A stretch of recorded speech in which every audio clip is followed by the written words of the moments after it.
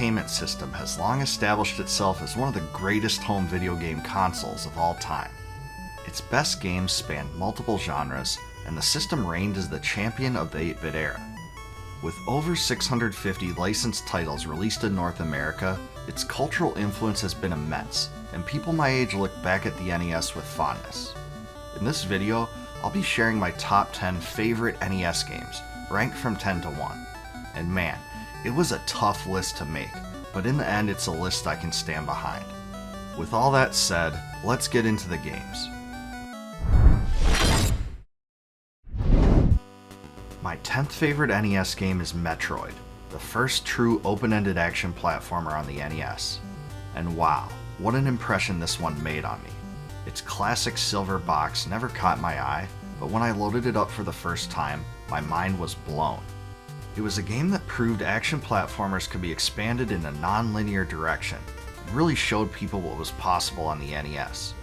The story premise, enemies, and bosses were awesome, and it had so much more depth and complexity than Super Mario Bros., which was a smash hit in its own right. Its soundtrack was absolutely haunting, and it offered so many hours of fun and exploration. This game had me sketching out maps and sharing information with friends to find my way through it. Even basic game functionality, like the jump spin attack, was unforgettable. Having the ability to roll through narrow corridors and blast your way through hidden passages with bombs was awesome too. There was just so much to see without much guidance or direction, which back then was a positive innovation. Metroid is an absolute classic, and I wouldn't even blame anyone who placed this game higher than I am.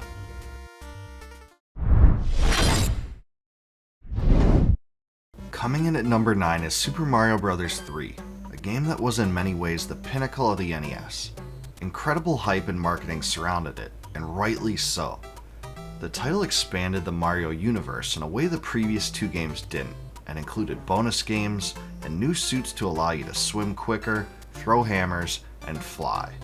It even featured an overworld map of sorts, and you can win items that helped you through the levels. The designers did a good job of ramping up the game's difficulty as you progress too, with World 8 clearly being the toughest. As far as NES boss battles go, the Stomping Bowser encounter has to be one of the absolute best. Also, who could forget World 4, Giant Land? To change stage and enemy appearances like that was something almost no other game did, and everyone who played it back in the day remembers these things even now. If I was to tell you all the great memories I have of this game, it would take all day. With its incredible total of 90 levels, Super Mario Bros. 3 was a colossus of its time. It's still widely considered among the best action titles ever released, let alone the best on the NES.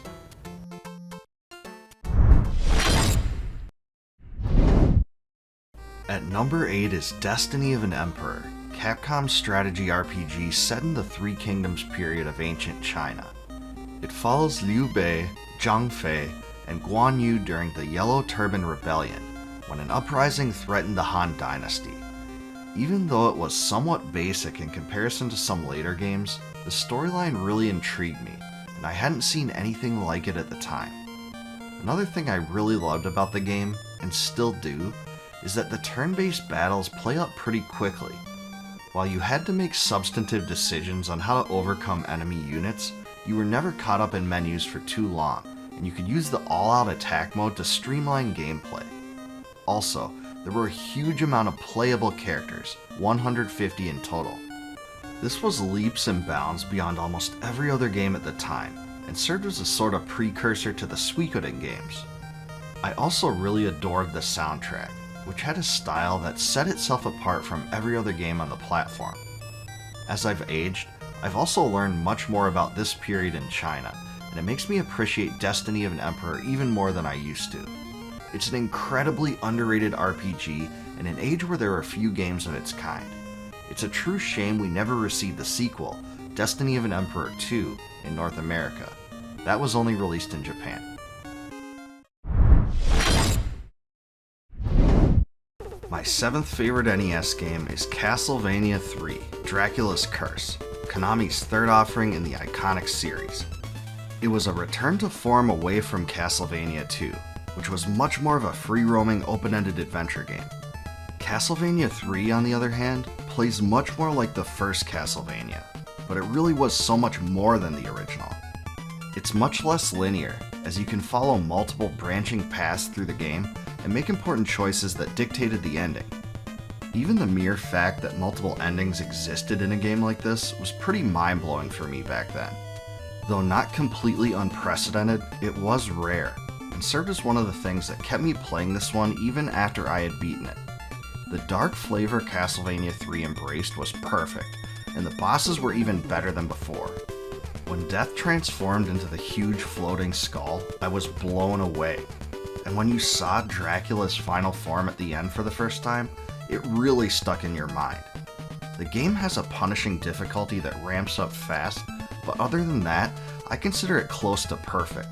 For my money, it was the zenith of the Castlevania franchise on the NES, and it still holds up today.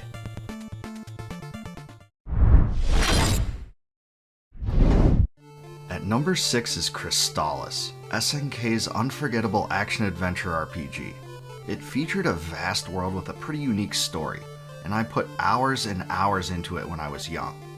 Crystalis was really one of those games that was way ahead of its time, and it was filled with unique gameplay mechanics. Not only could you toggle through items like in The Legend of Zelda, this one allowed you to attain different swords and armors, and really gave the player a sense of advancement when they found something new. The fact that specific elemental swords also allowed you to bypass various obstacles was certainly a novel touch as well. Even allowing your character to jump over enemies was pretty groundbreaking. There's just so much depth to this game.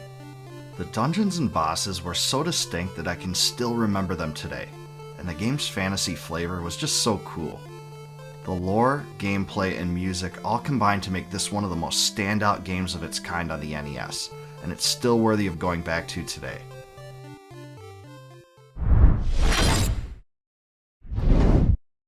Fifth on my list of top NES games is The Legend of Zelda, a title that completely altered the course of gaming forever. It was the first appearance of Link, Ganon, the Triforce, and everything else we've come to know and love about the series.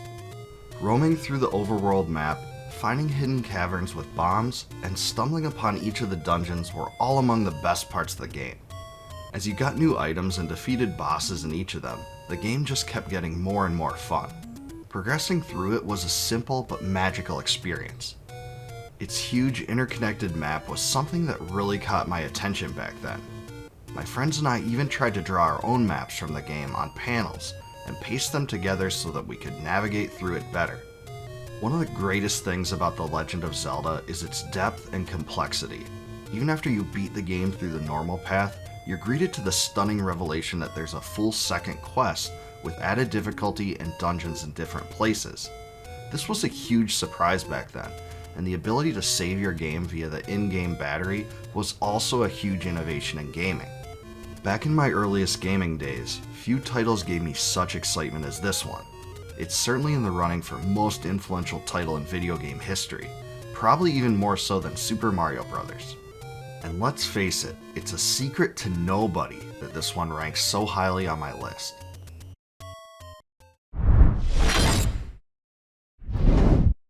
Coming in at number 4 is Final Fantasy, the start of a timeless franchise. It was one of the biggest and boldest RPGs ever when it was released, the first game in what I considered to be my favorite video game series of all time. Especially for the time in which it was released, Final Fantasy's epic story was filled with memorable moments, and while basic, was one of the most ambitious games of its time. The fact that you could customize your party with many different combinations of classes made it all the more addicting to me, and I couldn't stop replaying the game to see which functioned better. Limiting the player to a certain number of spells also forced the player into choices in a way almost no other Final Fantasy did, and the developers really created a game with so many fun complexities it made the title impossible to put down.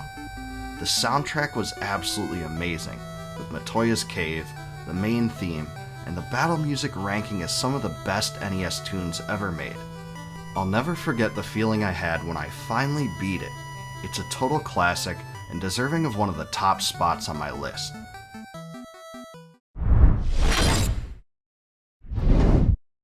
Number 3 is Dragon Quest III, or Dragon Warrior 3 as we knew it in the West. I loved how you could build your own customized party of 4 classes, which left the party composition completely to the player. This forced the player to have to make tough choices and weigh the costs and benefits of various combinations.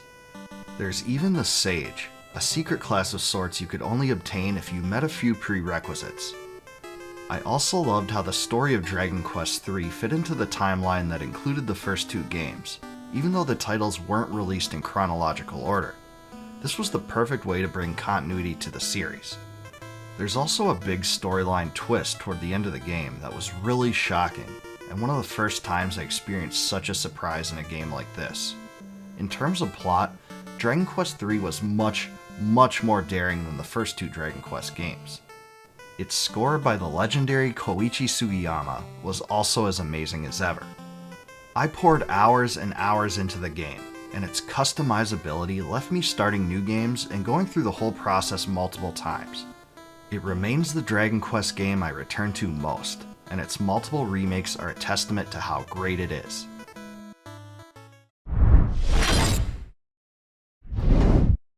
Number 2 is Final Fantasy III, a game that was never released in North America. I was fortunate enough to be able to play it for the first time via a translation patch that was released in the late 1990s, and man, was I ever impressed. It was enough to convince me that every American RPG fan was being criminally deprived of this great game. The biggest reason for Final Fantasy III's greatness lies in the customizable class system, which allowed you to adjust your party periodically to overcome the game's hurdles. Unlike Dragon Quest III, your classes also weren't locked in stone and could be switched on the fly. This opened so many new strategic possibilities and forced the player into tough decisions. Final Fantasy III also features a better developed story, which is told mostly through the eyes of NPC characters you run into through your journey. There are some frustrating moments, and the end of the game is insanely tough even for NES standards, but this doesn't hold it back much in my eyes. The soundtrack was the best of the 3 Final Fantasy games on the NES in my opinion, and the battle theme, overworld theme, and Hometown of are among my very favorite tunes in the entire franchise. Cheers to the masterwork of Nobuo Uematsu. I think it was the best Final Fantasy game on the NES, and it's still a title I've been drawn back to through the passage of time by way of the remasters.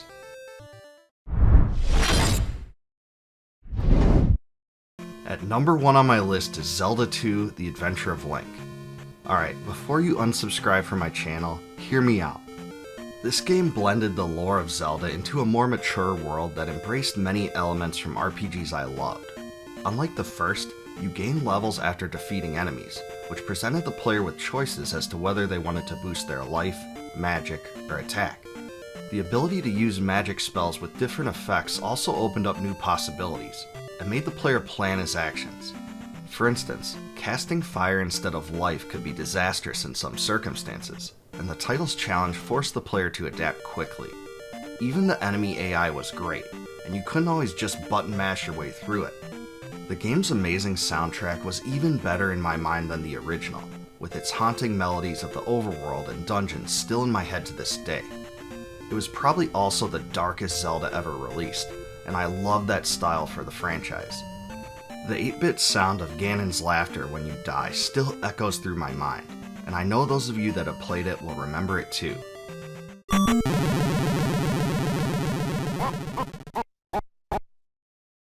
Zelda 2 is a polarizing game to be sure, especially because it deviated so much from the original in major ways, but to me it did so in great ways.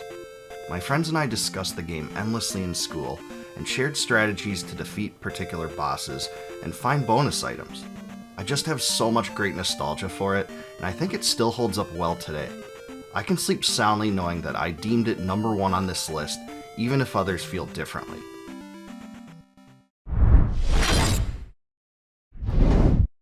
Like I said earlier, this was an incredibly tough list to make, and I'd be remiss if I didn't name some honorable mentions. I strongly considered Maniac Mansion, Super C, Star Tropics, The Guardian Legend, Dragon Quest IV, Mega Man 2, Faxanadu, and Mike Tyson's Punch-Out for this list, but they didn't quite make the cut. All are worthy games that definitely deserve to be in the conversation though. Anyway, leave me a comment below reinforcing how absolutely correct each and every one of my rankings were. And if you disagree with any of them, use the same area to let me know just how wrong you are. Hey, it's all in good fun. If you like retro gaming content and my videos, please subscribe to my channel and click the bell below to be alerted upon the addition of new ones. Also, please join my Discord community linked in the description, and consider supporting my channel via YouTube's Join feature to receive member exclusives, such as advanced videos and complete video transcripts.